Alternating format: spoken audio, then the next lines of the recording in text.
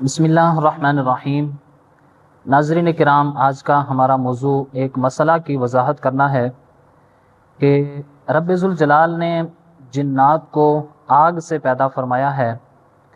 اور آگ جو ہے وہ انسانوں کو نظر آتی ہے، لیکن اس کی کیا وجہ ہے کہ جس سے جنات پیدا ہوئے ہیں وہ آگ تو نظر آتی ہے لیکن جنات ہمیں نظر نہیں آتے،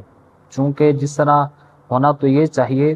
کہ جیسے آگ ہمیں نظر آتی ہے تو اس سے پیدا ہونے والی جو مخلوق ہے یعنی جنات وہ بھی نظر آنے چاہیے۔ تو اس کی کیا وجہ ہے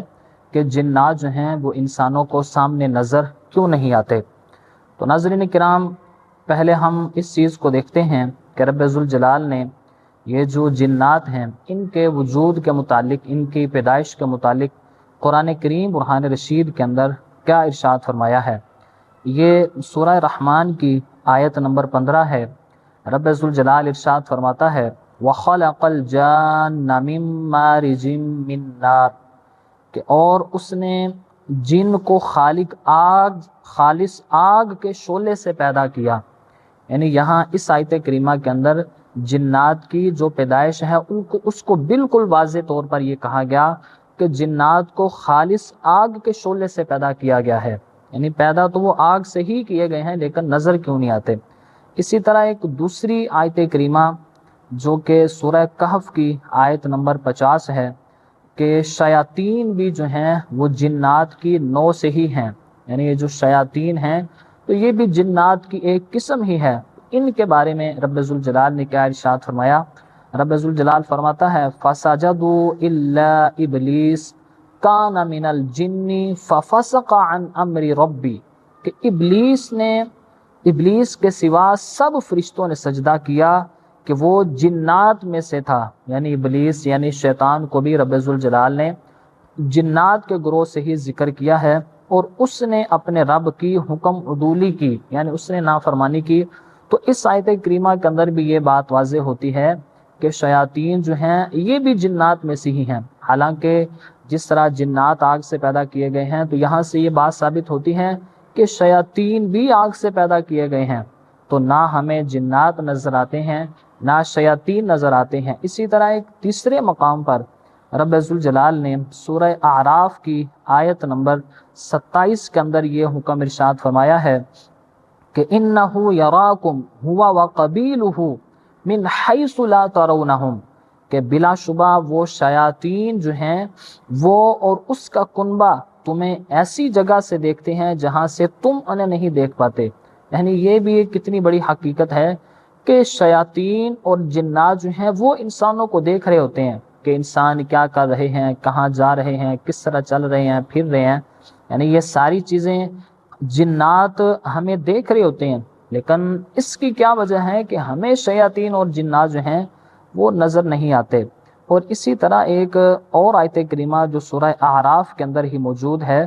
کہ اس کے اندر رب ذوالجلال ارشاد فرماتا ہے کہ چونکہ شیطان نے جس وقت سیدنا آدم علیہ السلام کو سجدہ نہیں کیا تھا تو اس سے پوچھا گیا کہ تو نے سیدنا آدم علیہ السلام کو سجدہ کیوں نہیں کیا، تو اس واقعے کی طرف رب ذوالجلال ارشاد فرمایا کہ قال ما منعک الا تسجد اذ امرتک، اللہ نے فرمایا کہ تجھے آدم کو سجدہ کرنے سے کس چیز نے روکا؟ قال، تو اس نے کہا انا خیر من، کہ میں اس سے بہتر ہوں، کہنے لگا بہتر اس لیے ہوں خلقتنی من نار وخلقتہ من طین،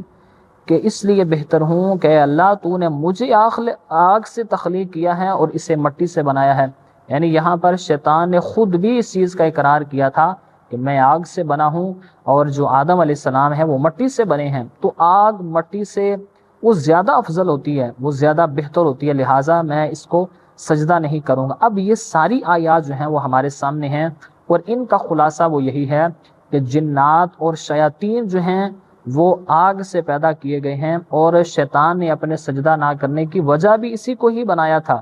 لیکن پھر کیا وجہ ہے کہ ہمیں آگ نظر آتی ہے لیکن نہ شیاطین ہمیں نظر آتے ہیں نہ جنات نظر آتے ہیں؟ اس پر مفسرین نے ایک جو سب سے بڑی توجیہ اس کی بیان کی ہے۔ مفسرین یہ فرماتے ہیں کہ ہمیں نظر نہ آنے کی ایک وجہ تو یہ ہو سکتی ہے